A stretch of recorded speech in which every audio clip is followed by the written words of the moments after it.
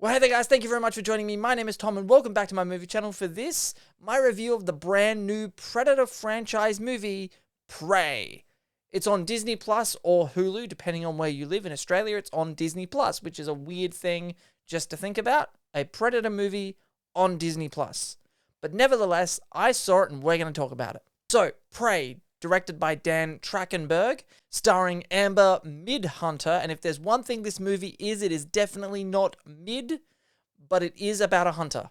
So her name is actually kind of an apt name. So Prey, I saw this movie tonight. I sat down, I ordered some pizza, I popped it on, and I gotta tell you, as an overall movie, is it perfect? No. As a Predator franchise movie, it is a perfect Predator movie. This film might be my favorite of the entire Predator franchise. That being said, I'm not a huge Predator fan. I actually also didn't even mind the Shane Black one. I know it wasn't great, but I had some fun with it.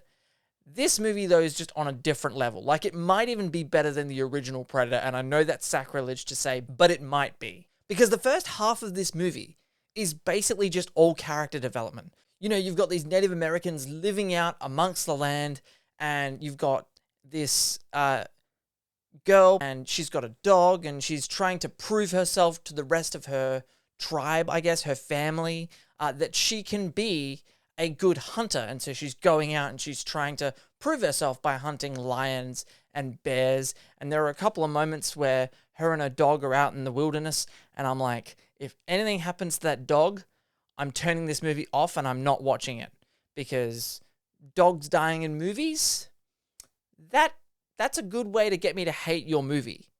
And that's one thing this movie does really well, by the way, is create a sense of dread and tension. This movie does that very, very effectively. And then, of course, when the Predator shows up, they all think it's a bear or it's a lion, it's another wild animal. But of course, it's not just any wild animal. It is a predator. It's technologically advanced, and they're not. You're thinking, how can a bunch of Native Americans with, bow and arrows and axes take down a technological, futuristic alien species with just basically sticks? The different ways and the different techniques they use to take down creatures and predators in this movie is awesome. It's R-rated, it's violent, it's bloody, it's gory, and yet at the same time, while having all of those things, kick-ass action, blood, violence, guts, the sci-fi element with the predator, all these things, and yet they still have found a way to have an emotional center to the movie. They still found a way to have real character development. And you end up really caring and buying into the relationship between this girl and her brother, because that bond between brother and sister in this movie, the older brother, the younger sister in this movie, is really the heart of the film. And, there's dialogue in the movie, but there's not as much dialogue as we're used to in other films. And so even without much dialogue, you get this real sense of a bond between them. And so then when the threat of the predator emerges, it's like, you're already invested in these characters. You don't want anything to happen to them. And watching them take this predator, fight this predator, take this predator on, was just a thrilling ride from start to finish. And the movie's like an hour 40. It's the perfect runtime. It wasn't too short, wasn't too long.